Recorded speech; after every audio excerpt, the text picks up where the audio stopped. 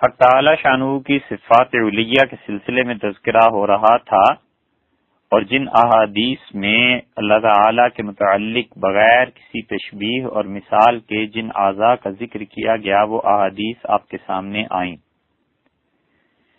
اچھا بھئی، اس سلسلے میں اور احادیث سنو، مگر دو باتوں کا پھر بھی خیال رہے۔ ایک بات تو یہ کہ دیکھو کسی نتیجے پر نہ پہنچنا، ایسے نہ ہو کہ اگر محض ایک یہ بیان سن لیا جائے یا اس سے ملتے جلتے بیانات سن لیے جائیں تو لوگ کسی نتیجے پر اپنی عقل کے ذریعے پہنچنے کی کوشش کریں اور خدا نخواستہ وہ کسی گمراہی میں مبتلا ہو جائیں تو وہ جانے اور ان کا پروردگار جانے، اللہ کے ذمے ہے ان کا حساب۔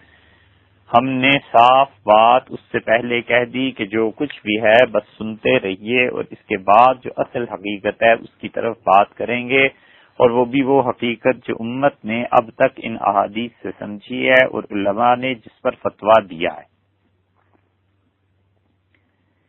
یہ ہیں وہ احادیث جو صفات کے بارے میں ہیں، باری تعالی کے وہ اعضاء بغیر تشبیہ اور مثال کے اس کی مخلوق کے ساتھ جس کا اثبات رسول اللہ صلی اللہ علیہ وسلم نے کیا ہے، اور دوسری بات وہی کہ اللہ تعالی کے لیے کسی ترتیب سے ان اعضاء کو بیان کرنا معاذ اللہ کہ دوسرے سننے والے کے ذہن میں ایک نقشہ خدا کا بن جائے، ایک تصویر بن جائے، یہ بدعت ہے، اس سے بچنا چاہیے۔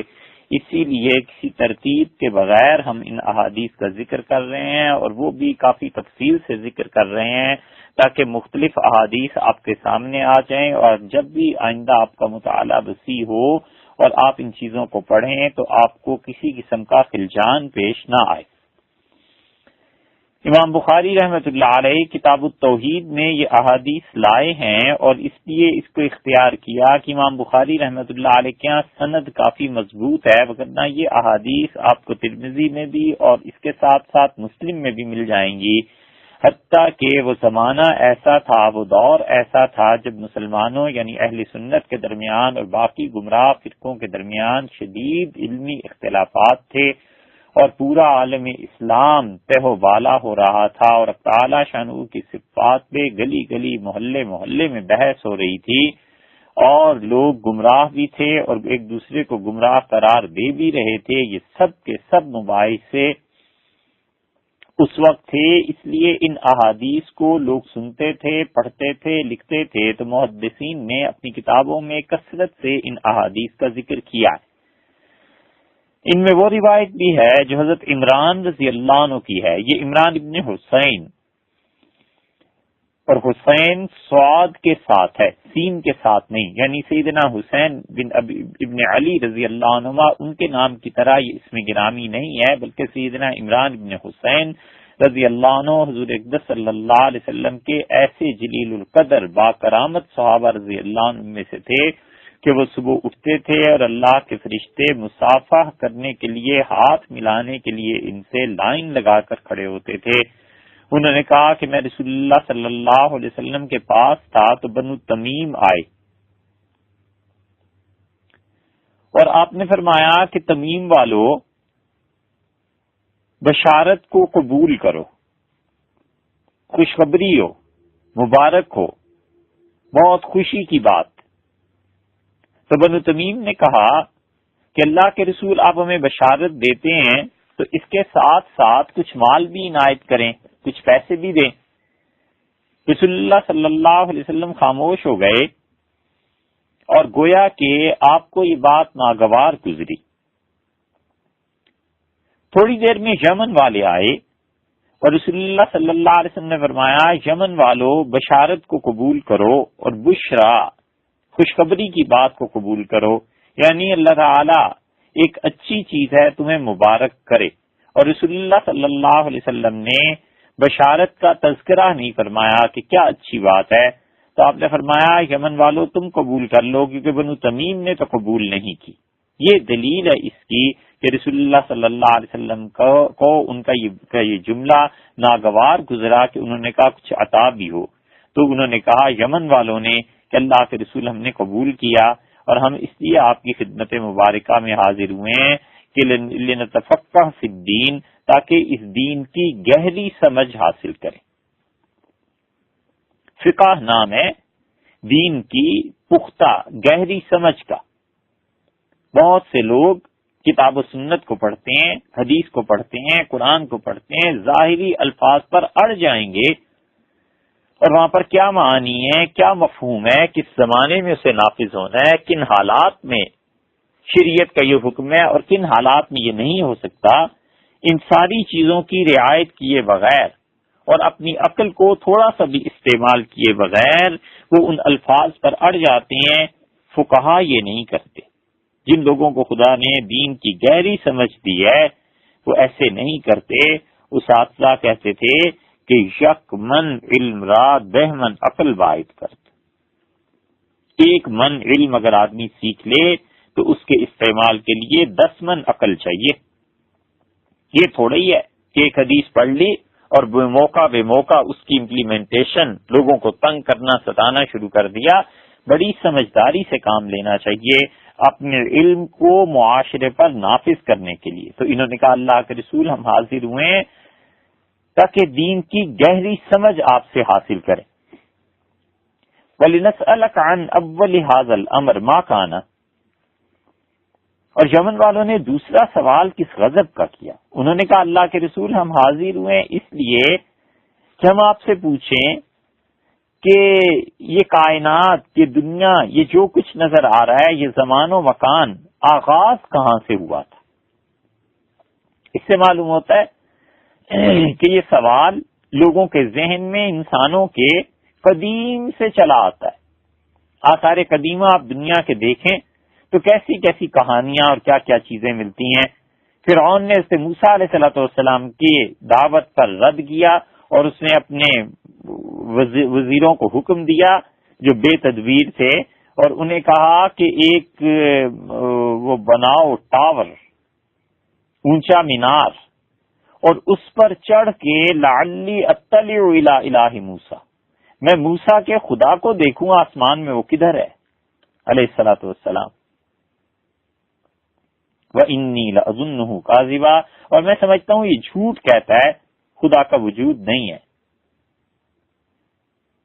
تو وہ بھی ایک طرح کی یہی چیز ہے کہ لوگوں کے دماغ میں یہ بات شروع سے آتی ہے کہ وہ سوچتے ہیں کہ اس کائنات، یہ ساری فضا، یہ سب کچھ کہاں سے شروع ہوا؟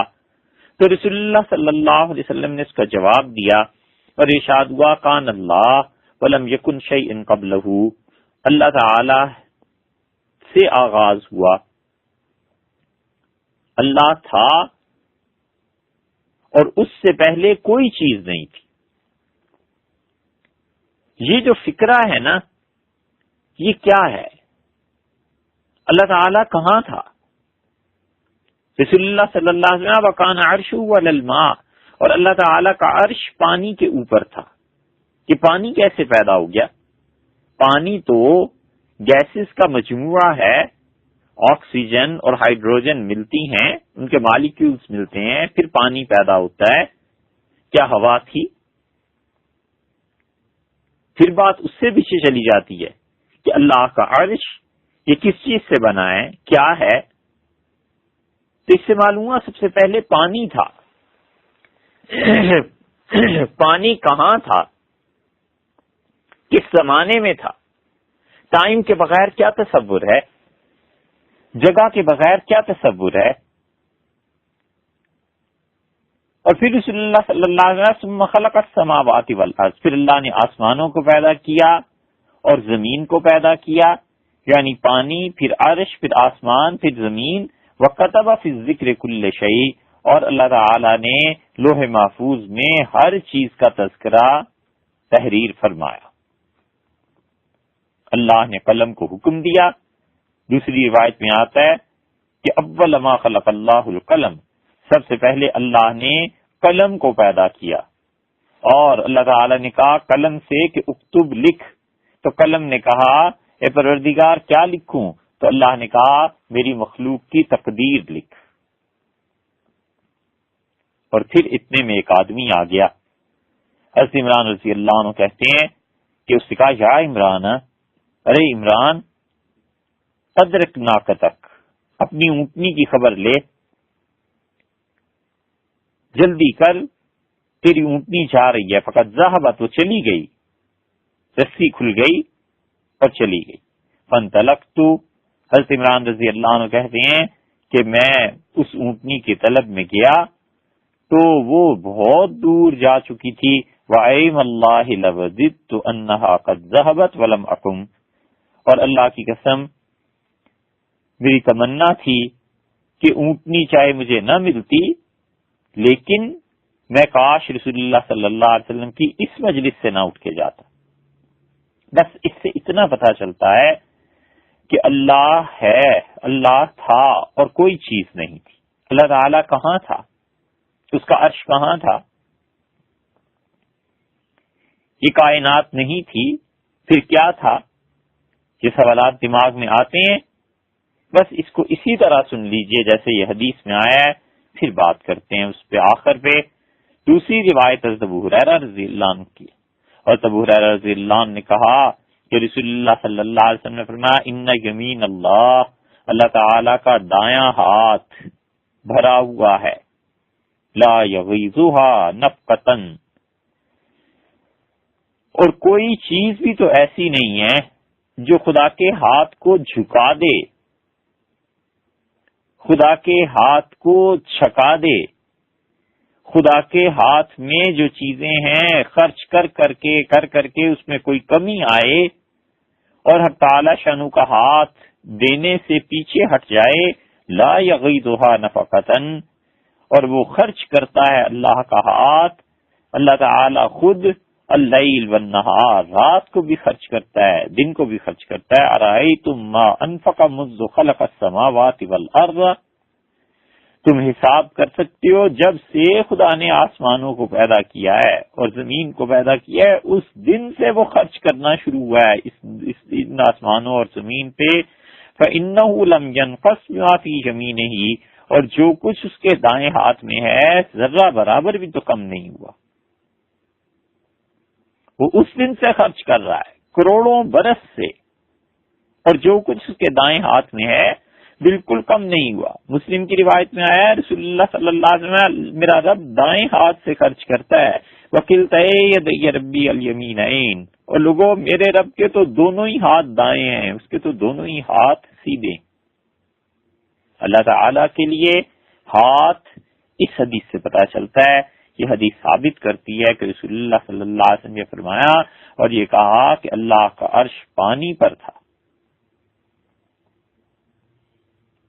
وَبِيَدِهِ الْأُخْرَى، اور اللہ کا جو دوسرا ہاتھ ہے وہ انسانوں میں قیمت کا تعین کرتا ہے، اور ریٹس، قیمتیں، بھاؤ کم ہوتا ہے اور زیادہ ہوتا ہے، میزان اس کے ہاتھ میں ہے، وہ اس کو کم کر دیتا ہے اور زیادہ کر دیتا ہے۔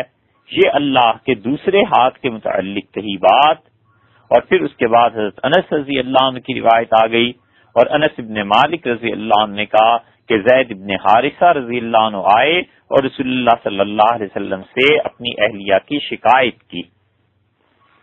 یہ زید رضی اللہ عنہ رسول اللہ صلی اللہ علیہ وسلم کے غلام تھے، اور نبی کریم صلی اللہ علیہ وسلم کو بڑی محبت تھی زید رضی اللہ عنہ سے، بڑا تعلق تھا، اور ان کے بیٹے حضرت اسامہ رضی اللہ عنہ سے بھی رسول اللہ صلی اللہ علیہ وسلم کو بڑا تعلق تھا۔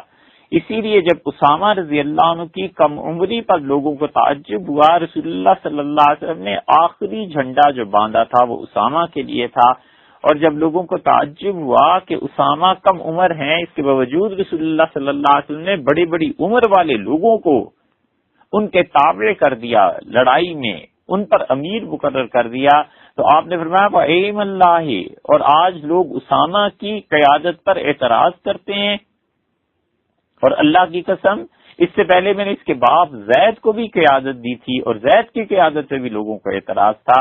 حضور اقدس صلی اللہ علیہ وسلم نے اس بات کو گویا ناگوار سمجھا۔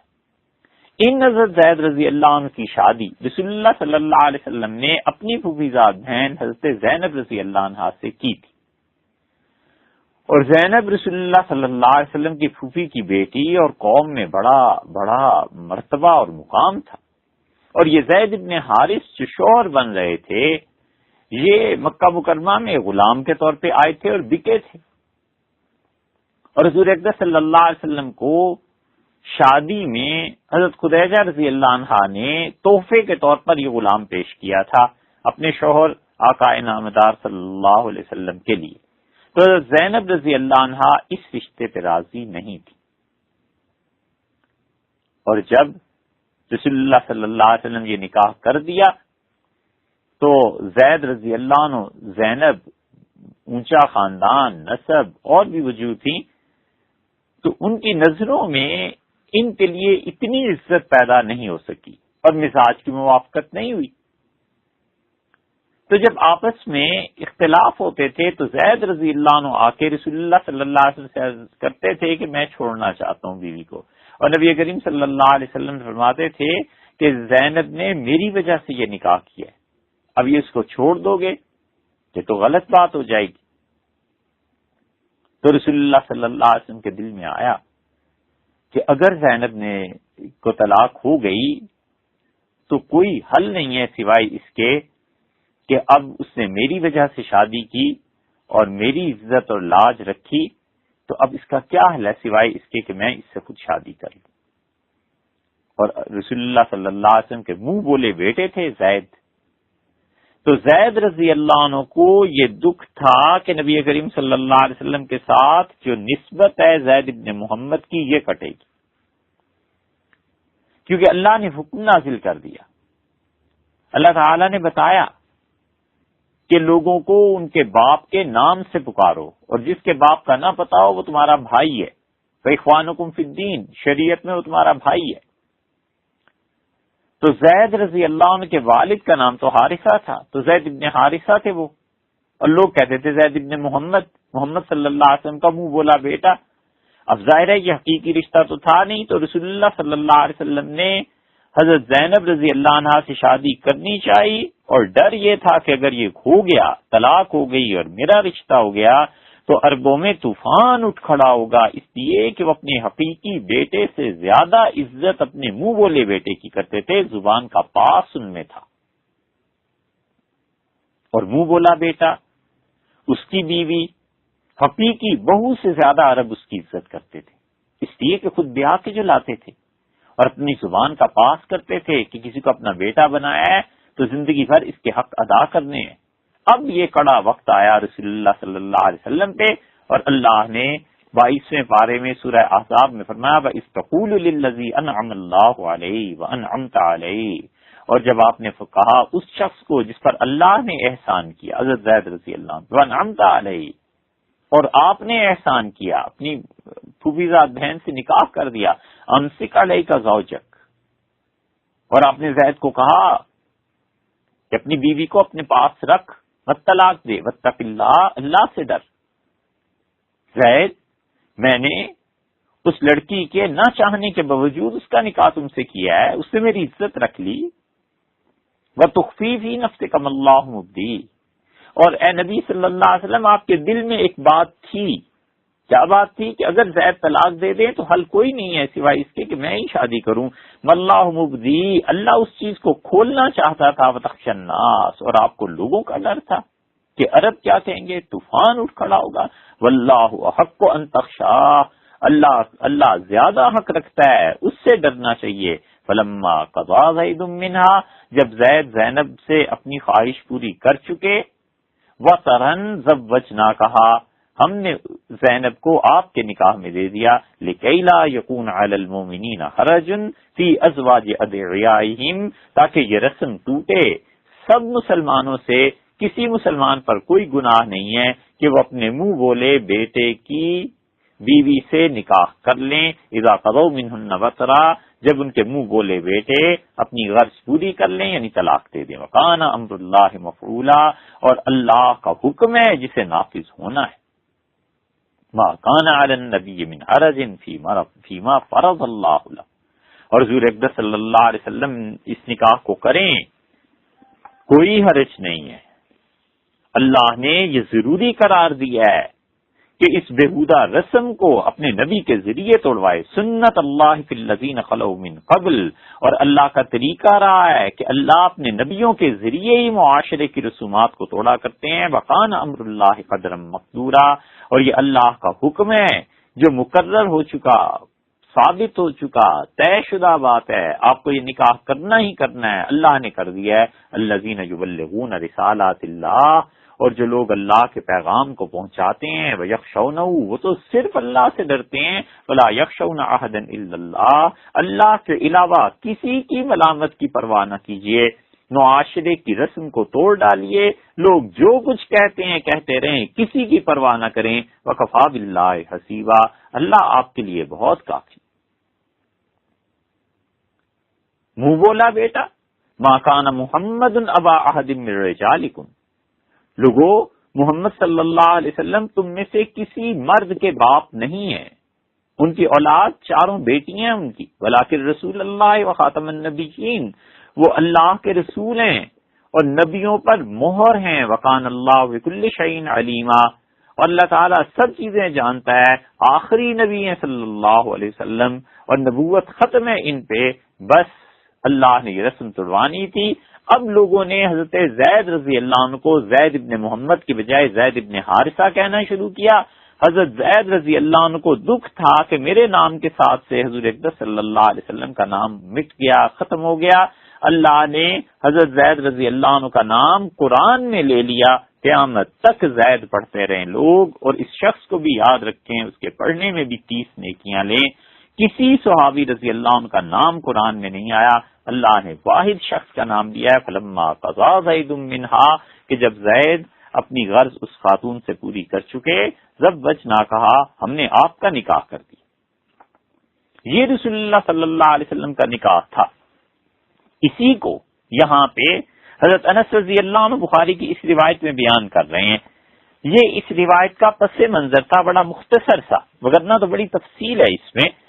حضرت زید بن حارثہ رضی اللہ عنہ آئے اور وہ شکایت کر رہے تھے رسول اللہ صلی اللہ علیہ وسلم سے کہ میری اہلیہ کے ساتھ میرا گھریلو نسبت ناتا کمزور پڑتا جا رہا ہے، طلاق دینا چاہتا ہوں. اور رسول اللہ صلی اللہ علیہ وسلم اتق اللہ، زید اللہ سے ڈر.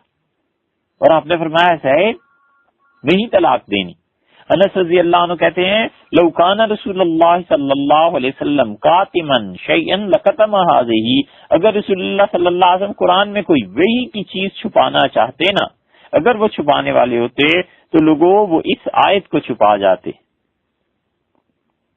جس میں اللہ نے ان سے کہا ہے کہ اللہ کے علاوہ کسی سے مت ڈریے اور معاشرے کی رسومات توڑیے آپ، اور انبیاء علیہ الصلوۃ والسلام سے ہم یہ کام کراتے رہے. انہوں نے کہا اگر رسول اللہ صلی اللہ علیہ وسلم چھپانے والے ہوتے تو یہ آیت چھپا جاتے. قال فکانت زینب، اور پھر انس رضی اللہ عنہ کہنے لگے کہ زینب رضی اللہ عنہا، زینب بنت جحش رضی اللہ عنہا ایسی خاتون تھی تفخر علی ازواج النبی صلی اللہ علیہ وسلم، رسول اللہ صلی اللہ علیہ وسلم کی ساری بیویوں پر فخر اور خوشی سے یہ کہتی تھی کہ زوجکن اہالیکن، تم سب رسول اللہ صلی اللہ علیہ وسلم کی بیویاں ایسی ہو جن کے نکاح ان کے گھر والوں نے رسول اللہ صلی اللہ علیہ وسلم سے کیے ہیں. وَزَوَّجَنِي اللَّهُ تَعَالَى مِن فَوْقِ سَبْعِ سَمَاوَاتٍ، اور میں ایک بیوی ہوں رسول اللہ صلی اللہ علیہ وسلم کی، اللہ نے 7 آسمانوں سے اوپر میرا نکاح ان سے پڑھایا ہے. اللہ نے خود مجھے ان کی زوجیت میں دیا ہے، اللہ نے خود مجھے ان کی بیوی بنایا ہے، میں واحد ہوں. اب یہ جو رسول اللہ صلی اللہ علیہ وسلم کی واحدہ وحیدہ فریدہ اکیلی اہلیہ محترمہ تھی حضرت زینب رضی اللہ عنہا، یہاں جو آیا ہے کہ 7 آسمانوں سے اوپر، تو کیا اللہ تعالیٰ کے لیے کوئی جگہ ہے 7 آسمانوں کے اوپر؟ اس حدیث سے کیا پتہ چلتا ہے؟ انہوں نے کہا کہ 7 آسمانوں سے اوپر میرا نکاح ہوا. اگلی روایت دیکھو، اس میں بھی حضرت انس رضی اللہ عنہ کا ذکر ہے. انس ابن مالک رضی اللہ عنہ نے کہا کہ حجاب کی آیت نازل ہوئی فی زینب بنت جحش، حضرت زینب بنت جحش رضی اللہ عنہا کا جو ولیمہ تھا ان کی شادی پر، وَأَطْعَمَ عَلَيْهَا يَوْمَئِذٍ خُبْزًا وَلَحْمًا، اور رسول اللہ صلی اللہ علیہ وسلم نے اپنے ولیمے میں لوگوں کو جو کھانا کھلایا گوشت تھا اور روٹی تھی. ایک جگہ آیا ہے کہ پنیر بھی تھا، لیکن وہ اور رسول اللہ صلی اللہ علیہ وسلم کی اور دوسری اہلیہ محترمہ ہیں ان کے ولیمے کے تذکرے میں آیا ہے. یہاں ولیمہ کس چیز کا ہوا؟ رسول اللہ صلی اللہ علیہ وسلم نے لوگوں کو روٹی اور گوشت کھلایا. وَكَانَتْ تَفْخَرُ عَلَى نِسَاءِ النَّبِيِّ صلی اللہ علیہ وسلم، اور زینب رضی اللہ عنہا خوشی کا، اپنے فخر کا اظہار فرماتی تھیں رسول اللہ صلی اللہ علیہ وسلم کی ساری بیویوں سے. وَكَانَتْ تَقُولُ، اور کہتی تھیں ان اللہ انکحنی فی السماء، میرا نکاح تو اللہ نے آسمان میں کیا تھا. حضور اقدس صلی اللہ علیہ وسلم کے ساتھ یہ نکاح آسمان میں منعقد ہوا تھا. اس سے معلوم ہوا کہ حضرت زینب رضی اللہ عنہا انہوں نے یہ الفاظ استعمال تو فرمائے ہیں، لیکن یہ آسمان میں اللہ کے ہونے کے معنی کیا ہیں؟ جیسے پہلی حدیث میں آیا کہ اللہ تعالیٰ نے عرش کو پیدا کیا، تو جو گمراہ ہیں وہ کہتے ہیں کہ اللہ عرش کے ساتھ ہے. معاذ اللہ، ایسے ایسے گمراہ بھی گزرے ہیں جو کہتے ہیں کہ 4 انگلی ایک چپے کے برابر، نہ خدا کم ہے نہ زیادہ ہے عرش سے. معاذ اللہ ثم معاذ اللہ، یہ تو اللہ کے لیے جسم ثابت کرنا ہے نا. اور فلسفی وہ بھی ان احادیث کو پڑھ کے گمراہ ہوئے اور انہوں نے کہا کہ عرش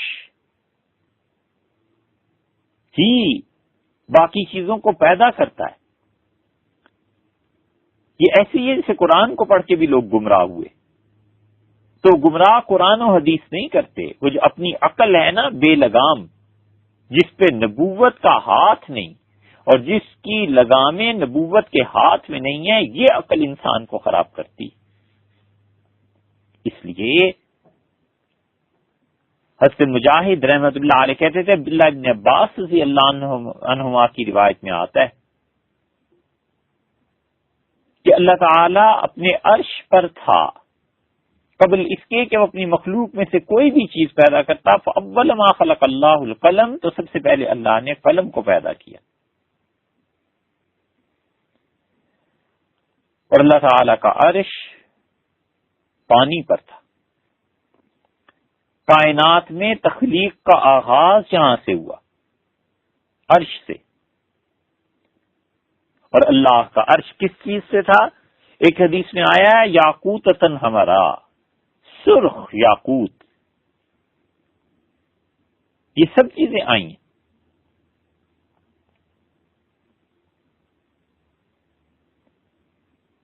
عرش چارپائی کی طرح ہے اور اس کا باقاعدہ جسم ہے، وجود ہے. پلنگ ہوتا ہے، مسہری ہوتی ہے، چارپائی ہوتی ہے، اللہ نے اسے پیدا کیا. اور اللہ تعالیٰ نے حکم دیا اپنے فرشتوں کو کہ وہ اس چیز کو اٹھائیں. اللہ تعالیٰ نے عرش جیسی بڑی چیز کے عزت اور احترام کا حکم دیا، اور اللہ کے فرشتے اس کے گرد بھی طواف کرتے ہیں. جیسے اللہ نے دنیا میں بیت اللہ کو بنایا ہے اور لوگوں کو یہ کہا کہ اس کا طواف کریں اور نماز کے وقت بیت اللہ کی طرف منہ کیا کریں، اسی طرح کی ایک چیز عرش بھی ہے. اب تعالی شانہ کا جو نام ہے رحمان، اور خدا کا نام اللہ کے ذاتی اس ایک نام کے بعد سب سے بڑا نام جو ہے خدا کا رحمان، اس کا کوئی خاص تعلق ہے اس عرش کے ساتھ. اس لیے آپ دیکھیں اللہ تعالیٰ جہاں بھی عرش کا ذکر کرتے ہیں نا، وہاں فرماتے ہیں الرحمن علی العرش استویٰ، اور رحمان عرش پر سیدھا ہوا، غالب ہوا، جو بھی ترجمہ محققین نے اس کا کیا. حضرت زینب رضی اللہ عنہا یہ کہتی تھی. حضرت ابو ہریرہ رضی اللہ عنہ کی ایک اور روایت میں آیا رسول اللہ صلی اللہ علیہ وسلم فرمایا ان اللہ لما قضى الخلق، اللہ جب اپنی مخلوق کے پیدا کرنے سے ان کے سارے کاموں سے فارغ ہو چکا، کتب عنده، اللہ نے اپنے پاس لکھا، فوق عرشہ، اپنے عرش کے اوپر، ان رحمتی سبقت غضبی، میری رحمت نے میرے غصے پر غلبہ پا لیا. میری رحمت نے میرے غصے کو ڈھانپ دیا. اللہ تعالی کی رحمت اس کے غصے سے، اس کے غضب سے بڑھ گئی.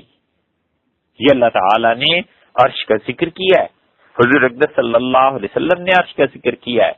اللہ نے اس طرح کہ نبی کریم صلی اللہ علیہ وسلم نے اللہ تعالی سے یہ روایت کی ہے نا، ایک جگہ پہ آیا ہے تو اللہ کی رحمت اس کے غصے پر حاوی ہو گئی. اللہ کے عرش کا ثبوت ہے. بڑی مشکل ایک حدیث ہے. حضرت ابو ذر غفاری رضی اللہ عنہ کی روایت میں انہوں نے کہا کہ میں مسجد نبوی میں حاضر ہوا اور رسول اللہ صلی اللہ علیہ وسلم جالسن، اور رسول اللہ صلی اللہ علیہ وسلم تشریف فرماتے. فلما غربت الشمس، اور جب سورج غروب ہوا تو ارشاد ہوا یا ابا ذر هل تدری این تذهب هذه، ابو ذر تم جانتے ہو یہ سورج کہاں جاتا ہے؟ میں نے کہا اللہ اور اس کے رسول صلی اللہ علیہ وسلم ہی کو علم ہے. تو رسول اللہ صلی اللہ علیہ وسلم فرمایا یہ سورج جاتا ہے تستأذن فی السجود، اور جب سجدے کرتا ہے تو اللہ سے اجازت طلب کرتا ہے کہ میں آگے بڑھ جاؤں، چلا جاؤں، تو اللہ تعالیٰ اسے اجازت دیتے ہیں. اور پھر ایک وقت ایسا آئے گا قد قیل لہا ارجعی من حیث جئت، لوٹ جاؤ، چلے جاؤ جہاں سے تم آئے تھے. فتطلع من مغربہا، تو اس وقت یہ سورج مغرب سے طلوع کرے گا. ثم قرأ، اور پھر رسول اللہ صلی اللہ علیہ وسلم نے یہ آیت پڑھی ذالک مستقر اللہ، یہ ہے اس کا ٹھکانہ.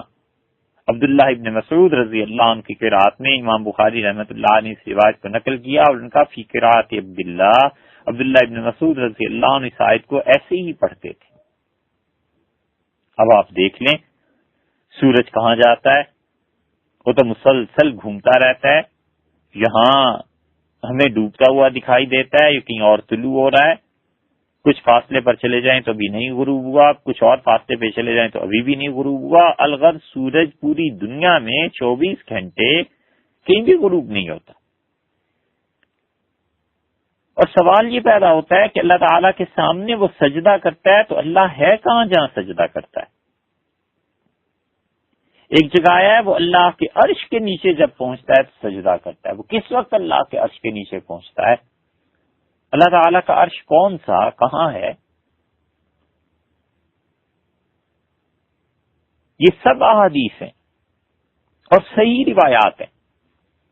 تو یہ وہ روایات ہیں کہ غیر مسلم، عیسائی، یہودی، ہندو جب ان احادیث کو پڑھتے ہیں ان کے اہل علم تو ان احادیث پر پھنسا لیتے ہیں کئی جگہ پر اور بحث کرتے ہیں. اور یہ چیزیں خاص طور پہ ان لوگوں کے کام آنے والی ہیں جو آج یورپ، امریکہ، آسٹریلیا اور جہاں پر کافروں سے براہ راست واسطہ ہے ہندوؤں سے مسلمانوں کا، وہاں پر یہ مباحث کام آتی ہیں. اور پتہ ہونا چاہیے کہ رسول اللہ صلی اللہ علیہ وسلم نے کیا فرمایا ہے اور اس کا اصل مطلب کیا ہے.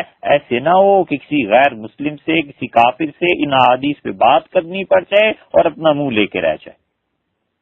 گئے تھے اسلام کی دعوت دینے اور مسلمان کرنے اور بلانے، اور اگلے نے دو چار روایات ادھر ادھر سے دیکھ کر یا اپنی جو ان کو تعلیم ملتی ہے ان احادیث کی، ان احادیث کو اس سے پڑھ کر سنا دیا، اور انہیں پتا چلا کہ چونکہ مسلمان تھے اس لیے پڑھنے کی توفیق ہی نہیں ہوئی.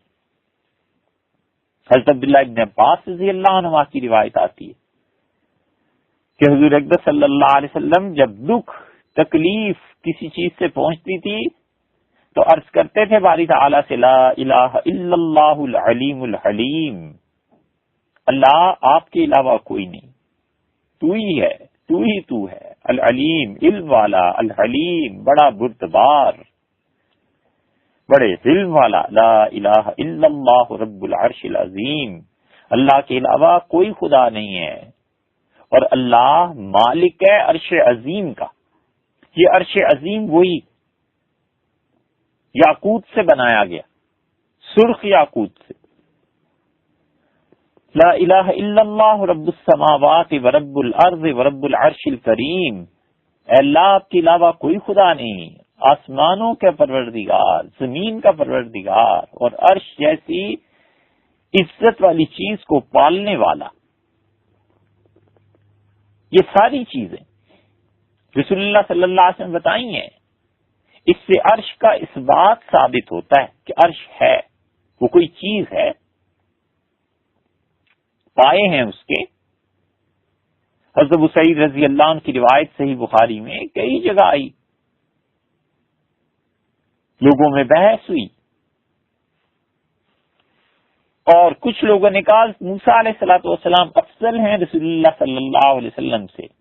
نبی کریم صلی اللہ علیہ وسلم نے جو کچھ ارشاد فرمایا تھا اس میں سے ایک جملہ صحیح بخاری میں آیا ہے، نبی کریم صلی اللہ علیہ وسلم یصعقون یوم القیامہ، قیامت کے دن سارے لوگ بے ہوش پڑے ہوں گے، پہلا سور پھونکا جائے گا اور زلزلہ جو آئے گا وہ تباہ کن زلزلہ اس پوری کائنات کے لیے ہے، اور دنیا میں جتنے بھی جاندار ہیں سب مر جائیں گے، اور قبروں والے تو پہلے ہی قبروں میں تھے۔ اس کے بعد دوسرا سور پھونکا جائے گا اور لوگ اپنی اپنی قبروں سے اٹھیں گے، اور پھر تیسرا سور پھونکا جائے گا اور لوگ حساب کے لیے اپنے پروردگار کے سامنے پیش کیے جائیں گے۔ حضور اقدس صلی اللہ علیہ وسلم نے یہ دوسرے سور کی بات کی ہے کہ دوسری مرتبہ جب آواز دی جائے گی، سور پھونکا جائے گا۔ سور عربی میں کہتے ہیں صاد واو رے، سینگ کو، جانوروں کا سینگ ہوتا ہے نا، جیسے گائے کا، بکرے کا، دمبے کا، تو اس کو اندر سے کھوکھلا کر لیا جائے۔ تو جب وہ کھوکھلا ہو جائے گا تو اس میں اگر پھونک ماریں تو ہوا جب اس میں داخل ہوگی وہ باہر نکلے گی تو اس میں سیٹی جیسی آواز پیدا ہوتی ہے، یہ ہے سور پھونکنا۔ اس لیے چھوٹے بچے جب اپنی اسلامیات کا نصاب پڑھتے ہیں اس میں آتا ہے سور پھونکا جائے گا، تو پھر سمجھانا دشوار ہوتا ہے۔ یہ چھوٹی چھوٹی بظاہر چیزیں ہیں، لیکن آدمی نے خود اگر پڑھا ہوا ہو نا تو پھر بچوں کے سوال کا جواب دے سکتا ہے، وگرنہ وہ کہتا ہے بس اسی طرح پڑھ لکھا ہے، بس پڑھو اور آگے چلو، یا پھر ایسی تعویل کرتا ہے کہ بڑے ہو کے جب بچے پڑھتے ہیں تو باپ کی جہالت پہ ہنستے ہیں۔ اس لیے علم حاصل کرے۔ حضور اقدس صلی اللہ علیہ وسلم نے فرمایا کہ جب سور پھونکا جائے گا، یعنی مراد ہے دوسرا، حضور اقدس صلی اللہ علیہ وسلم قبر مبارک میں آرام فرما رہے ہیں، اللہ کے دیگر انبیاء علیہ الصلوۃ والسلام بھی جو قیامت کے دن جب قائم ہوگی قیامت جو لوگ ہوں گے مر جائیں گے۔ اس کے بعد دوسرا سور کا کہ لوگ قبروں میں سے اٹھیں، حضور اقدس صلی اللہ علیہ وسلم نے فرمایا دیکھو میں اٹھوں گا اپنی قبر سے، فَإِذَا أَنَا بِمُوسَىٰ، تو میں دیکھوں گا کہ ارے یہ کیا، حضرت موسیٰ علیہ الصلوۃ والسلام آخذ بقائمۃ من قوائم العرش، یہ تو اللہ کے عرش کا ایک پایا پکڑ کے مجھ سے بھی پہلے کھڑے ہیں۔ حضرت ابو ہریرہ رضی اللہ عنہ کی دوسری روایت میں آیا رسول اللہ صلی اللہ علیہ وسلم نے فرمایا فَأَكُونُ أَوَّلُ مَن بُعِثَ، سب سے پہلے دنیا میں جو قبر کھلے گی اور جو شخص سب سے پہلے اٹھے گا وہ میں ہی ہوں۔ فَإِذَا مُوسَىٰ آخذٌ بِالْعَرْشِ، اور میں دیکھوں گا کہ موسیٰ علیہ الصلوۃ والسلام وہ تو مجھ سے بھی پہلے اللہ کے عرش کا پایا پکڑ کر کھڑے ہیں۔ ایک جگہ اور روایات میں آتا ہے حضور اقدس صلی اللہ علیہ وسلم نے فرمایا میں دیکھوں گا کہ موسیٰ علیہ الصلوۃ والسلام کھڑے ہیں عرش کا پایا پکڑ کے، تو مجھے نہیں پتا کہ ان پر بے ہوشی طاری نہیں ہوئی، یا یہ کہ اللہ نے انہیں اس لیے چھوڑ دیا بے ہوش کرنے سے کہ ان کو بے ہوشی پیش آ گئی تھی طور پر۔ اس سے ذرا سا اشارہ اس طرف بھی ملتا ہے کہ حضرت موسیٰ علیہ الصلوۃ والسلام گویا اپنی قبر میں زندہ ہیں اور وفات کے بعد سے اب ان کی زندگی ہمیشہ کے لیے ہو گئی، ان پہ بے ہوشی طاری ہی نہیں ہوئی، قبر کھلے گی تو وہ پہلے ہی سے ہوش میں ہوں گے اور وہ آ جائیں گے باہر۔ اور یہ حالت رسول اللہ صلی اللہ علیہ وسلم کی بھی ہے کہ نبی کریم صلی اللہ علیہ وسلم بھی اپنی قبر مبارک میں حیات ہیں۔ فرق اتنا سا ہے کہ اس حدیث سے ایک اشارہ یہ ملتا ہے شاید واللہ عالم، شاید کہ سیدنا موسیٰ علیہ الصلوۃ والسلام رسول اللہ صلی اللہ علیہ وسلم سے پہلے ہی آ جائیں گے اور اللہ کے عرش کا پایا پکڑ کر کھڑے ہوں گے. اس لیے شاید کہہ رہے ہیں کہ علماء نے ایک اور رائے بھی دی ہے، اور اگر اس رائے میں زیادہ وزن ہے تو انہی کی بات مبارک ہے، انہی کی بات قابل تسلیم ہے. تو رسول اللہ صلی اللہ علیہ وسلم فرمایا سے موسیٰ علیہ الصلوۃ والسلام وہ تو مجھ سے بھی پہلے ہوش میں آ چکے ہوں گے، اللہ کے عرش کا پایا پکڑ کر کھڑے ہوں گے. تو اس سے معلوم ہوتا ہے کہ عرش ایک جسم ہے اور اس کے پائے ہیں. حضرت حسن رضی اللہ عنہ نے خواب میں دیکھا تھا اللہ کے عرش کو، اور ایسی چیزیں ان کے خواب میں آتی ہیں. خواب سے کوئی چیز ثابت نہیں کرنی، عقیدہ تو بہت بڑی چیز ہے، اسے کہاں سے ثابت ہم نے کرنا ہے صرف خواب پہ، مگر تائید ہوتی ہے کہ کوئی چیز ہے ایسی. اللہ تعالیٰ کے ہاں بندوں کے اعمال پیش ہوتے ہیں. حضور اقدس صلی اللہ علیہ وسلم نے فرمایا یتعاقبون فیکم ملائکۃ باللیل وملائکۃ بالنہار، اللہ کے کچھ خاص فرشتے ہیں وہ تمہارے ساتھ رہتے ہیں رات کے بھی اور دن کے بھی. وَيَجْتَمِعُونَ فِي صَلَاةِ الْعَصْرِ وَصَلَاةِ الْفَجْرِ، اور فجر اور عصر کی نماز میں یہ فرشتے ملاقات کرتے ہیں. ہر انسان کے ساتھ فرشتے ہیں. یہ فرشتے عصر کی نماز تک ٹھہرتے ہیں پھر چلے جاتے ہیں. پھر دوسری ٹیم آ گئی فرشتوں کی، یہ فجر تک اس کے ساتھ ٹھہرتی ہے، پھر یہ فرشتے چلے جاتے ہیں. تو جب ان کی ڈیوٹیز چینج ہو رہی ہوتی ہیں تو یہ فرشتے فجر اور عصر کی نماز کے بعد آپس میں ملتے ہیں. کیا کہتے ہوں گے کہ فجر تو صاحب ہمیشہ سوئے ہوئے ہوتے ہیں، حرام ہے کہ سال میں کبھی ایک مرتبہ بھی فجر کی نماز پڑھی ہو. مدت بیت جاتی ہے یہ نمازیں نہ پڑھنا. یہ آگے احادیث آ رہی ہیں، پتہ چلے گا کہ کیا ہوتا ہے. اور عصر کی نماز گرمیوں میں اتنا کھانا دوپہر کو کھایا کہ آرام سے سونے میں گزر گئی، اور سردیوں میں وقت نہیں ملتا تھا، اور پھر تجارت تھی اور لوگوں سے پیسے وصول کرنے ہوتے تھے، اور سارا جہان یاد رہتا تھا عصر کے وقت. اور سخت مصروفیت کا وقت سوائے اللہ کے ایک وہی یاد نہیں رہا زندگی میں، باقی سب کو یاد کرتے رہے. یہ فرشتے عصر کی نماز میں اور فجر کی نماز میں آ کے ان کی ڈیوٹیز چینج ہوتی ہیں، تبدیلیاں ہوتی ہیں، تو پھر ملتے ہیں. ثم یعرج الذین باتوا فیکم، پھر یہ اٹھتے ہیں آسمان کی طرف، یا یہ اوپر کی طرف چڑھتے ہیں جو رات کے فرشتے تھے. تو اللہ تعالیٰ فیسألہم، ان سے پوچھتا ہے، وہو عالم بہم، حالانکہ اللہ خود ان چیزوں کو جانتا ہے. رسول اللہ صلی اللہ علیہ وسلم اس کے باوجود پوچھتا ہے اور کہتا ہے کیف ترکتم عبادی، فرشتوں میرے بندے کیا کر رہے تھے؟ فیقولون ترکناہم وہم یصلون، کہتے ہیں اللہ نماز پڑھ رہے تھے عصر کی، ہم نے اس حال میں ان کو چھوڑا ہے کہ وہ نماز پڑھ رہے تھے. اور پھر فجر والوں سے پوچھتے ہیں، وہ کہتے ہیں وَآتَيْنَاهُمْ وَهُمْ يُصَلُّونَ، اللہ جب ہم گئے تو وہ نماز پڑھ رہے تھے. فجر والے بھی نماز کی گواہی دیتے ہیں، عصر والے بھی نماز کی گواہی دیتے ہیں. اللہ خوش ہوتا ہے کہ اس کے بندے اس کی عبادت کرتے ہیں. اور جو نماز نہیں پڑھتے ان کے رجسٹر میں کیا لکھا جاتا ہوگا؟ سوچنا چاہیے کہ اللہ سے منہ لگنا ہے اور جواب دینا ہے، خدا کے ہاں کیا منہ دکھانا ہے. حضرت ابو ہریرہ رضی اللہ عنہ نے کہا رسول اللہ صلی اللہ علیہ وسلم من تصدق بعدل تمرۃ من کسب طیب، جو آدمی حلال کا رزق کماتا ہے اور اس میں سے آدھی کھجور صدقہ کر دیتا ہے. کھجور دیکھ لیں کتنے کی ملے گی، ایک کھجور کی کیا قیمت پڑے گی؟ 100 روپے کلو اگر ملتی ہے تو کلو میں کتنی کھجوریں آئیں، اور اس میں سے ایک کھجور، اور ایک کھجور کا بھی آدھا حصہ. حضور اقدس صلی اللہ علیہ وسلم پاک مال میں سے کوئی آدمی اتنا خدا کی راہ میں خرچ کر دیتا ہے، ولا یسعد الی اللہ الا الطیب، آپ نے کہا یاد رکھو اللہ کی طرف سوائے پاک چیز کے اور کوئی چیز نہیں بلند ہوتی. اللہ کی طرف چڑھتی ہے خدا کے سامنے پیش کی جاتی ہے. کیا چیز؟ جو پاک ہے بس وہی پیش کی جاتی ہے. تحفہ ہے، ہدیہ ہے، بادشاہ کے حضور میں بڑی ذات ہے، شہنشاہ ہے، اس کے بندے تحفہ پیش کرتے ہیں، اپنی نظر پیش کرتے ہیں اس کے حضور میں. اور جن کو محبت ہوتی ہے وہ تو جان کی نظر پیش کر دیتے ہیں، ساری زندگی اس کی راہ میں لگا دیتے ہیں. کیا خوش نصیب لوگ ہوں گے.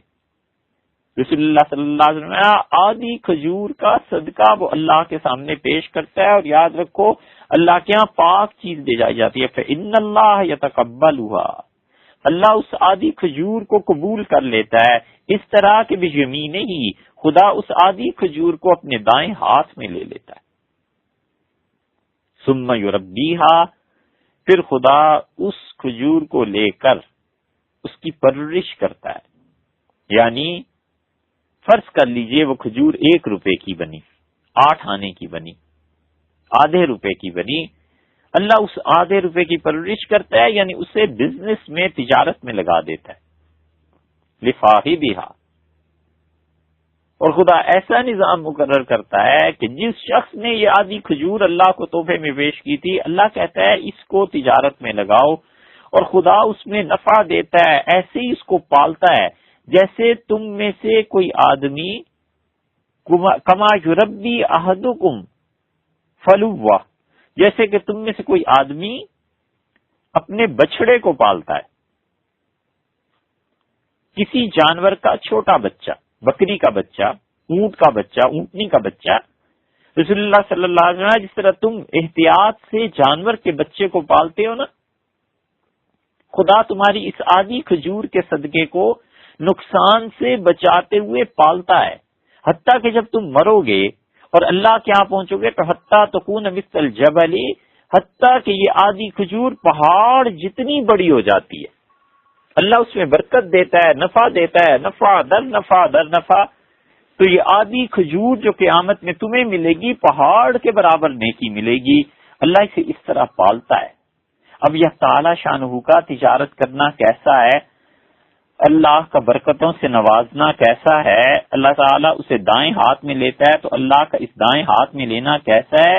یہ سب چیزیں ایسی ہیں جن کو بس سن لیجئے، تشریح اس کی پھر عرض کریں گے کہ آخر یہ مسئلہ کیا. اللہ تعالیٰ کا دایاں ہاتھ، اس سے پہلے بھی احادیث گزر چکی. رسول اللہ صلی اللہ علیہ وسلم نے جو باتیں ارشاد فرمائی ہیں ہاتھ کے متعلق وہ پہلے بھی گزر چکی کہ اللہ تعالیٰ بندوں کے اس مال کو، صدقے کو کیسے قبول کرتا ہے اور اللہ تعالیٰ اسے کیسے دائیں ہاتھ میں لے لے گا. اس لیے اللہ تعالیٰ کے متعلق سمت ثابت کرنا کہ اللہ اوپر ہے، نیچے ہے، دائیں ہے، بائیں ہے، کہاں ہے. حضرت زینب رضی اللہ عنہا کہتی ہیں میرا نکاح آسمانوں میں ہوا. کیا اللہ تعالیٰ کے لیے اوپر کی جہت ثابت کی جا سکتی ہے؟ ہمارا ایمان اور عقیدہ کیا ہے؟ رسول اللہ صلی اللہ علیہ وسلم نے ایک بات ارشاد فرمائی اور بہت طویل حدیث، اور اس حدیث کو امام بخاری رحمۃ اللہ علیہ لائے ہیں کتاب التوحید میں، اور یہ حدیث اور کتابوں میں بھی بہت جگہ پہ مل جائے گی، کہیں ساری تفصیل کے ساتھ اور کہیں کچھ کچھ اس کے ٹکڑے. اور امام بخاری رحمۃ اللہ علیہ ثابت یہ کرنا چاہتے ہیں کہ مومن انسان قیامت میں اللہ تعالی کو دیکھے گا. اور یہ معرکۃ الآراء مسئلہ تھا اہل سنت والجماعت کے درمیان اور معتزلہ کے درمیان، اور یہ معتزلہ اور گمراہ فرقے ان سب کا عقیدہ یہ تھا کہ اللہ تعالی کی زیارت نہیں ہوگی اور خدا کو نہیں دیکھا جا سکتا. اور اس کے لیے انہوں نے مباحثے کیے اور ایک طرح سے جسے کہتے ہیں کہ ایڑی چوٹی کا زور لگا دیا اس بات پہ کہ اللہ تعالی شانہ کی زیارت نہیں ہوگی، معاذ اللہ. اور اہل سنت والجماعت ان کے مقابلے میں ائمہ کرام امام ابو حنیفہ رحمۃ اللہ علیہ اور امام احمد ابن حنبل رحمۃ اللہ علیہ اور امام شافعی رحمۃ اللہ علیہ عمر کھپا دی ان عقائد کی مباحث میں اور صاف دو ٹوک لکیر کی طرح بات کھینچ کے رکھ دی. اور انہوں نے کہا یقیناً اللہ کی زیارت ہوگی قیامت۔ اللہ تعالیٰ نے فرمایا وجوہ یومئذ ناظرۃ، خوش و خرم چہرے، ہنستے مسکراتے چہرے، خوشیوں سے بھرپور چہرے، الی ربہا ناظرہ، اپنے پروردگار کی طرف دیکھیں گے، اپنے پروردگار کی زیارت کریں گے۔ حضور اقدس صلی اللہ علیہ وسلم نے کیا بتایا؟ حضرت ابو ہریرہ رضی اللہ عنہ کی روایت میں آتا ہے،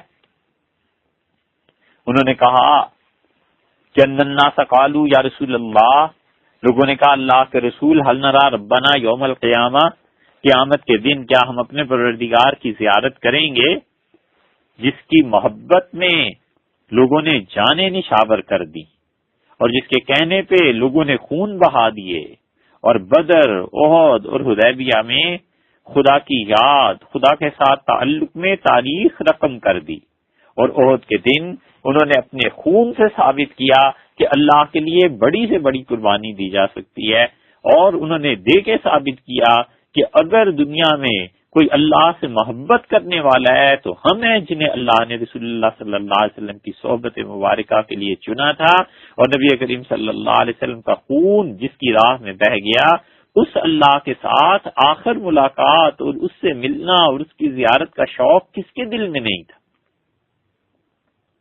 اب بھی ہیں، اگرچہ بعد میں آئے، اور وہ ان کے پیشوا تھے جو پہلے چلے گئے۔ انہوں نے پوچھا، انہوں نے کہا اللہ کے رسول، کیا ہم قیامت میں اللہ تعالیٰ کو دیکھیں گے؟ یہ ایک طبیعی اور فطری بات تھی، خواہش تھی۔ تو رسول اللہ صلی اللہ علیہ وسلم نے بڑا حوصلہ افزا اور تسلی بخش جواب دیا، اور ارشاد ہوا هل تضارون فی القمر لیلۃ البدر، 14ویں کا چاند جب چڑھتا ہے، پورا چاند، فل مون، کیا اسے دیکھنے میں تمہیں کوئی دقت ہوتی ہے؟ ہم نے کہا اللہ کے رسول بالکل نہیں۔ فرمایا فَهَلْ تَضَارُونَ فِي الشَّمْسِ لَيْسَ دُونَهَا سَحَابٌ، سورج کو دیکھتے ہو جس پہ بدلی کا ٹکڑا نہ ہو، بادل نہ ہو، اسے دیکھنے میں کچھ دقت ہوتی ہے؟ ہم نے کہا نہیں۔ قَالَ فَإِنَّكُمْ تَرَوْنَهُ كَذَلِكَ، رسول اللہ صلی اللہ علیہ وسلم فرمایا جس طرح تم سورج اور چاند کو دیکھتے ہو ایسے ہی اپنے پروردگار کو دیکھو گے۔ یجمع اللہ الناس یوم القیامہ، قیامت کے دن اللہ ساری مخلوق کو جمع کرے گا۔ غور سے سنو، یہ حدیث عجیب و غریب بات ہے۔ فَيَقُولُ مَنْ كَانَ يَعْبُدُ شَيْئًا، اور آواز دی جائے گی یا وہ کہے گا، یعنی اللہ تعالیٰ کہیں گے کہ بھئی دنیا میں جو جس کی عبادت کرتا تھا فَلْيَتَّبِعْهُ، آج اس کے ساتھ چلا جائے۔ فَيَتَّبِعُ مَنْ كَانَ يَعْبُدُ الشَّمْسَ الشَّمْسَ، جو کوئی سورج کی پرستش کرتا تھا، سورج کو سجدہ کرتا تھا، وہ سورج کے ساتھ چل پڑے گا۔ وَيَتَّبِعُ مَنْ كَانَ يَعْبُدُ الْقَمَرَ الْقَمَرَ، اور جو چاند کی پرستش کرتے تھے وہ چاند کے پیچھے چل پڑیں گے۔ وَيَتَّبِعُ مَنْ كَانَ يَعْبُدُ الطَّوَاغِيتَ الطَّوَاغِيتَ، اور جو کوئی بھی شیطانوں کی عبادت کرتے تھے وہ ان جنات شیاطین کے ساتھ چل پڑیں گے۔ اور باقی کون رہ جائے گا؟ هذه الامہ، رسول اللہ صلی اللہ علیہ وسلم فرمایا یہ امت میری باقی رہ جائے گی، فیہا شافعوها او منافقوها، شک ابراہیم، اور اس امت میں وہ لوگ رہ جائیں گے جو گناہگاروں کی شفاعت کرنے والے ہیں، یعنی خود حضور اقدس صلی اللہ علیہ وسلم اور صحابہ کرام رضی اللہ عنہ وہ بھی شفاعت کریں گے، اور علماء شفاعت کریں گے، یہ باقی رہ جائیں گے۔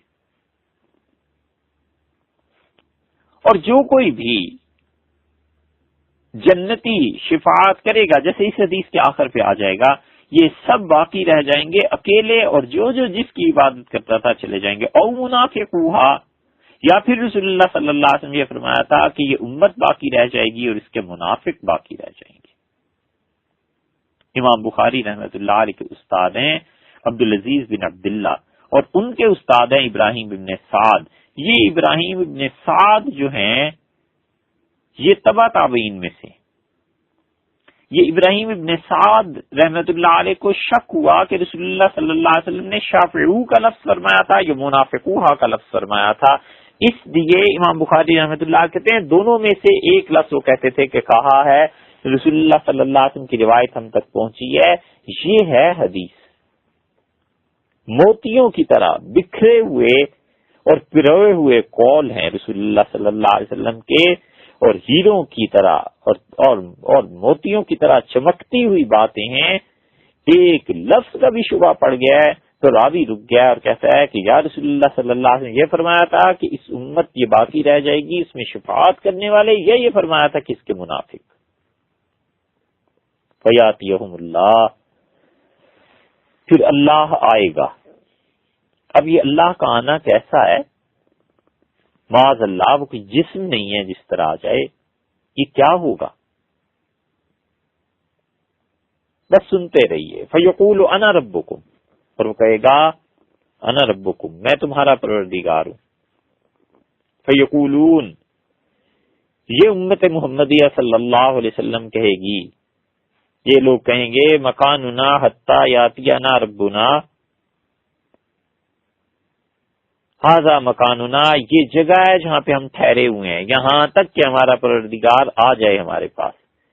فَإِذَا جَاءَ رَبُّنَا عَرَفْنَاهُ، اور جب اللہ آئے گا تو ہم اسے پہچان لیں گے.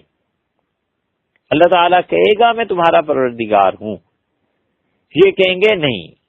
جب اللہ آئے گا تو ہم پہچان دیں گے. فَيَأْتِيَهُمُ اللَّهُ فِي صُورَتِهِ الَّتِي يَعْرِفُونَ، تو اللہ تعالیٰ اس نشانی میں آئے گا. صورت کا لفظ ہے یہاں پر اصل حدیث میں. اس کو ٹھیک اگر اسی طرح رہنے دیں تو پھر ترجمہ یہ بنے گا کہ اللہ تعالیٰ ایسی صورت میں آئے گا جس صورت کو یہ امت پہچانتی ہوگی. اس کا مطلب ہے پہلا جو خدا کا آنا تھا وہ کسی اور طرح ہوگا. یہ دوسری مرتبہ آنا ہے. پہلی مرتبہ آیا اور اس نے کہا کہ میں تمہارا پروردگار ہوں، لوگ نہیں گئے. اب دوسری مرتبہ پھر اللہ ہی ہے اور وہ ایسی صورت میں آئے گا جسے لوگ پہچانتے ہوں گے. فیقول انا ربکم، اور کہے گا لوگوں میں تمہارا رب ہوں. فیقولون انت ربنا، وہ کہیں گے ہاں ہاں بالکل اللہ آپ ہی ہمارے پروردگار ہیں، اور اللہ کے پیچھے چل پڑیں گے. یہ اللہ کے پیچھے چلنا یہ کیا ہے؟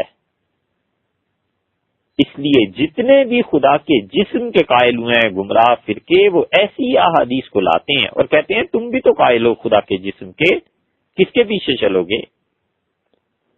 معاذ اللہ.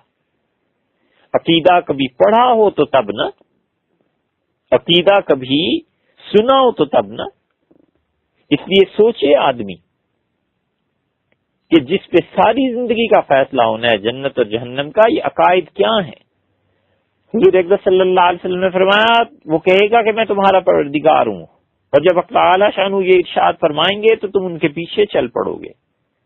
اور اس کے بعد جہنم کے اوپر پل صراط بنایا جائے گا. فَأَكُونُ أَنَا وَأُمَّتِي أَوَّلُ مَن يُجِيزُهَا، تو سب سے پہلے میں اور میری امت ہوں گے. حضور اکرم صلی اللہ علیہ وسلم نے اپنے متعلق اور اپنی امت کے متعلق ارشاد فرمایا کہ سب سے پہلے اس پل صراط کو عبور کرنے والے میں ہوں گا اور میری امت ہوگی. وَلَا يَتَكَلَّمُ يَوْمَئِذٍ إِلَّا الرُّسُلُ، اور اس دن کوئی شخص بول نہیں سکے گا سوائے رسولوں کے علیہ الصلوۃ والسلام. وَدَعْوَى الرُّسُلُ يَوْمَئِذٍ، اور وہ قیامت کا دن اتنا شدید ہوگا کہ رسولوں کی زبان پر بھی ہوگا کہ اللہم سلم سلم، اے پروردگار تیری پناہ ہے، اے اللہ تیری پناہ ہے. اللہم سلم سلم، اللہ سلامتی سے رکھ، اللہ بچا، اللہ سلامتی سے رکھ. انبیاء علیہ الصلوۃ والسلام اور خدا کے جلیل القدر رسول علیہ الصلوۃ والسلام وہ بھی قیامت کے ہولناک مناظر کو دیکھیں گے تو بے اختیار کہیں گے کہ سلم سلم، اللہ پناہ چاہیے، اللہ تیری پناہ چاہیے. وفی جہنم کلالیب، اور رسول اللہ صلی اللہ علیہ وسلم نے فرمایا کہ دیکھو اس جہنم میں پھر کیا ہوگا، بڑے بڑے آنکڑے ہوں گے. آنکڑا اردو میں کینچی کی طرح کی ایک چیز جس کے ذریعے پکڑتے ہیں، پلاس، اس طرح کی چیزیں جس کے ذریعے جبڑے اس کے دونوں طرف اس میں پکڑے جائیں گے، مثل شوک سعدان. اور حضور اکرم صلی اللہ علیہ وسلم جیسے سعدان کے کانٹے ہوتے ہیں نا، ان کانٹوں کی طرح کے بڑے بڑے آلات ہوں گے، جکڑ لیں گے لوگوں کو. حل رأیتم السعدان، اور پھر ارشاد فرمایا تم نے سعدان دیکھا ہے؟ قالوا نعم یا رسول اللہ، ہم نے کہا اللہ کے رسول ہم نے سعدان کو دیکھا ہے. سعدان ایک درخت کا نام ہے. قال فإنها مثل شوك السعدان، رسول اللہ صلی اللہ علیہ وسلم یہ سعدان کے جیسے بڑے بڑے کانٹے ہوتے ہیں نا، اس طرح کے کانٹوں کی کینچیاں بنی ہوئی ہوں گی، ان سے لوگ پکڑے جائیں گے. غیر انہ لا یعلم قدر عظمها الا اللہ، مگر اس میں اور اس میں فرق یہ ہے کہ سعدان کے کانٹے تو تم دیکھتے ہو، وہ کانٹے کتنے بڑے ہیں، وہ آلات کتنے بڑے ہیں، اللہ کے علاوہ کوئی نہیں جانتا. تخطف الناس، لوگ کھڑے ہوں گے اور کانٹے آ کر پکڑ کے جہنم میں لے جائیں گے. ایک دم سے کانٹا آئے گا اور پکڑ کے لے جائے گا، جیسے مچھلی ہوتی ہے نا، پتہ نہیں چلتا، اور ایک دم سے اوپر سے کانٹا پھینکا اور مچھلی نے نگلا اور ساتھ ہی مچھلی باہر چلی گئی. اور رسول اللہ صلی اللہ علیہ وسلم لوگوں کو آ کر پکڑ کے وہ کانٹے اٹھائیں گے، جہنم میں پھینکیں گے. کیوں بِأَعْمَالِهِمْ، جیسے لوگوں کے اعمال ہوں گے اس کے مطابق کانٹا آ کے انہیں پکڑ لے گا. اور پھر لوگ دوزخ کے اندر جائیں گے. فَمِنْهُمُ الْمَوْبِقُ بِعَمَلِهِ، رسول اللہ صلی اللہ علیہ وسلم اپنے بد اعمال کے سبب یہ جہنم میں جائیں گے. اور کچھ ایسے ہوں گے کہ پل صراط پر ہوں گے اور دوزخ کی آگ انہیں کھینچ لے گی. اور ایسے بھی ہوں گے جو اپنے عمل کی وجہ سے بچے رہیں گے. اور کچھ ایسے بھی ہوں گے جو اپنے عمل کی وجہ سے برباد ہو جائیں گے. اور پھر اس کے بعد اللہ تعالی تجلی فرمائے گا. کیسی ہوگی یہ تجلی؟ کیا چیز ہوگی؟ حتی اذا فرغ اللہ من القضاء بین العباد، یہاں تک کہ اللہ اپنے بندوں کے فیصلے شروع کرے گا اور پھر لوگوں کی نجات شروع ہوگی، لوگوں کا حساب کتاب، یہ سب چیزیں شروع ہو چکی ہوں گی. اور پھر جس کو اللہ چاہے گا اسے نجات دے دے گا، اور جس کو اللہ چاہے گا کہ اپنی رحمت سے جہنمیوں سے نکال دے. امر الملائکہ، اور اللہ فرشتوں کو حکم دے گا کہ ان یخرجوا من النار من کان لا یشرک باللہ شیئا. اللہ فرشتوں کو یہ کہے گا نکالو میرے ہر اس بندے کو جس نے میرے ساتھ شرک نہیں کیا. اللہ تعالیٰ پھر مہربانی کرے گا اور کہے گا ممن یشہد اللہ الہ الا اللہ، جو کوئی لا الہ الا اللہ کی گواہی دیتا تھا میرے ان بندوں کو نکالو. فرشتے جہنم میں جائیں گے اور نکالیں گے لوگوں کو پکڑ کے فی النار باثر السجود، اور وہ پہچانیں گے لوگوں کو سجدے کے نشانات سے. یہ جو لوگ نماز پڑھتے ہیں نا، ان کے ماتھے پہ سجدے کا نشان پڑ جاتا ہے، ان کے پاؤں کو دیکھیں تو ٹخنوں پہ سجدے کے اور نماز پڑھنے کے اثرات آتے ہیں. یہ ہے وہ چیز. اور رسول اللہ صلی اللہ علیہ وسلم کہ جہنم میں جلیں گے تاکل النار ابن آدم الا اثر السجود، تو جہنم کی آگ سارے جسم کو جلائے گی سوائے سجدے کی جگہوں کے. حرم اللہ علی النار ان تاکل اثر السجود، اللہ نے جہنم کی آگ پہ حرام کر دیا ہے کہ اس کے بندوں پر اس کو سجدہ کرنے کی وجہ سے جو نشان پڑے ہیں ان نشانوں کو جہنم کی آگ نہ کھائے. یہ ہے بندگی کا نشان. اس لیے اس سے بڑا کوئی کام نہیں ہے کہ بندہ بن جائے اور انسان بنے، اپنے رب کی عبادت کرتا رہے گا. یہ سجدوں کے نشانات ہیں، یہ پڑھیں یا نہ پڑھیں، وہ نور جو اس میں پیدا ہو جاتا ہے ان اعضاء میں، یہ قیامت میں فرشتے جہنم کی آگ میں بھی اس نور کو دیکھ لیں گے اور نکال کر لے جائیں گے. اس لیے کہ یہ جتنے بھی گناہ کرتا تھا، کچھ بھی کرتا تھا، نماز تو پڑھتا تھا نا، یہ نماز کا اثر، سجدوں کا اثر اسے جہنم سے نکال دے گا۔ اس لیے جو لوگ کہتے ہیں کہ فلاں لوگوں کو دیکھو، یہ سارے کاروبار بھی کرتے ہیں، حرام کے کاروبار بھی، اسمگلنگ بھی، ہیروئن بھی، فلاں بھی اور ساتھ ساتھ نماز بھی پڑھتے ہیں۔ ارے بھئی نماز پڑھتے ہیں تو نماز کا بھی تو فائدہ ہے، کیا نماز بھی چھوڑ دیں؟ بالکل ہی گناہوں کی زندگی بسر کرنے لگے۔ حرم اللہ علی النار ان تاکل اثر السجود، جہنم کی آگ پہ اللہ نے حرام کر دیا ہے کہ وہ سجدے کی جگہوں کو کھائے۔ تو فرشتے ان لوگوں کو سجدے کے اثرات، اس نور، ان نشانات کی وجہ سے جہنم سے باہر نکال دیں گے۔ کیوں؟ اللہ نے کہا تھا کہ من یشہد اللہ الہ الا اللہ، جس کی موت لا الہ الا اللہ پہ واقع ہوئی ہے، آج اس کو جہنم سے نجات دے دی جائے۔